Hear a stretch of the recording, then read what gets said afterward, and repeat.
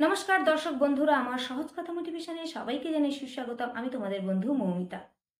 একটা গোলাপ গাছ তার রূপ নিয়ে, তার সৌন্দর্য নিয়ে খুব গর্বিত ছিল, কিন্তু তার জীবনে একটাই দুঃখ ছিল যে সে একটা কুৎসিত দেখতে ক্র্যাকটাস গাছের কাছে বেড়ে উঠেছিল। সে প্রতিনিয়ত ক্র্যাকটাস গাছকে নিন্দা করত, ছোট করত, তার রূপ নিয়ে কটাক্ষ করত। বাগানের অন্য গাছ গোলাপ গাছকে বোঝানোর চেষ্টা করেছিল, কিন্তু গোলাপ গাছ তার রূপ নিয়ে, তার সৌন্দর্য নিয়ে এতটাই গর্বিত ছিল যে কারোর কথা সে কান দেয়নি।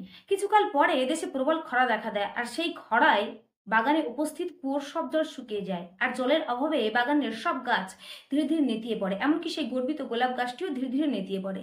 কিন্তু সে লক্ষ্য করে ক্র্যাকটাস গাছের জলের কোনো অভাব হয় না। এমনকি একটা চড়াই পাখি সেই ক্র্যাকটাস গাছের বুক ঠুকরে কিছুটা জল পাওয়ার চেষ্টা করে।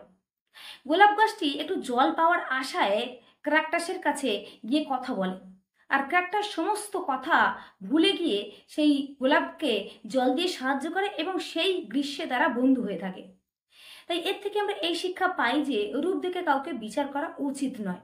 তো আজকের ভিডিওটা এ পর্যন্ত, ফিরে আসছি নতুন কোনো ভিডিও নিয়ে। ততক্ষণ নিজের খেয়াল রাখো, সুস্থ থাকার, ভালো থাকো। নমস্কার।